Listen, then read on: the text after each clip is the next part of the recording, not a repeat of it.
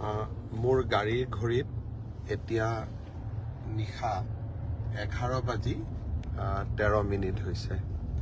ৰাতিপুৱা 9 বজাত গোলাঘাট জিলালৈ গৈছিলোঁ। বোকাখাট সমষ্টিৰ বংকোৱাল গাঁৱত ব্ৰহ্মপুত্ৰৰ মথাউৰি এটা ভাঙি ৰাইজৰ বিস্তৰ ক্ষতিসাধন কৰিছিলে। বংকোৱাল গাঁৱত গৈ দুৰ্ভগীয়া ৰাইজক সাক্ষাৎ কৰিলোঁ আৰু মথাউৰিটো নিৰ্মাণ কৰি বানপানী যোৱাৰ পিছতেই মথাউৰিটো নিৰ্মাণ কৰি দিয়াৰ প্ৰতিশ্ৰুতিও দিলোঁ আৰু জিলা প্ৰশাসনক বান সাহায্য যাতে সুচাৰুৰূপে দিব পৰা যায় তাৰ বাবে দৃষ্টি ৰাখিবলৈও নিৰ্দেশ দিলোঁ। তাৰ পিছত কাজিৰঙালৈ আহিলোঁ।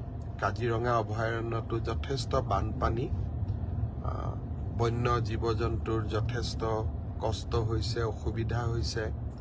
সৰু গড়ৰ পোৱালি এটাৰ মৃত্যু হৈছে। কাজিৰঙাতো NDRFৰ টীমে কাম কৰি আছে। আমাৰ বন বিভাগৰ বিষয়া কৰ্মচাৰীসকলেও কাম কৰি আছে। কাজিৰঙাতো বানপানীত সাহায্য অভিযানৰ সৈতে জড়িত আটাইকে সাক্ষাৎ কৰি তেওঁলোকক কাম কৰি যোৱাৰ বাবে প্ৰেৰণা যোগালোঁ। আজি ৰাতিপুৱা কলিয়াবৰৰ হাতীমূৰাত ব্ৰহ্মপুত্ৰৰ বান এটা নদীৰ বাঢ়নি পাৰ নিয়ে উটুৱাই লৈ যায়। কলিয়াবৰ সমষ্টিটো আজি ৰাতিপুৱাৰ পৰা ৰাইজে যথেষ্ট সমস্যাৰ মাজত কটাইছে। চৰকাৰেও খুব আগতে যে মথাউৰি এটা ভাঙিব তেনেকুৱা আশংকা কৰা নাযায় বাবে চৰকাৰেও ঠিক লগে লগে ৰিলিফ আদি দিব পৰা নাই। দুৰ্ভগীয়া ৰাইজক সাক্ষাৎ কৰিলোঁ। জিলা উপায়ুক্ত মহোদয়ক আজি ৰাতিৰ পৰাই যাতে সুন্দৰ কৰি ৰিলিফৰ ব্যৱস্থা কৰিব পৰা যায় তাৰ বাবে যাৱতীয় নিৰ্দেশ দিলোঁ। বান নিয়ন্ত্ৰণ বিভাগৰ বিষয়াসকলো আছিলে।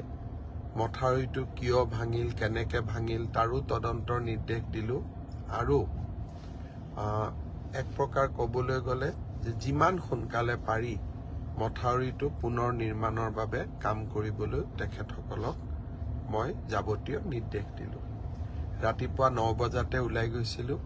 এতিয়া 11:15 গুৱাহাটীত আহি উপস্থিত হ'লোঁ।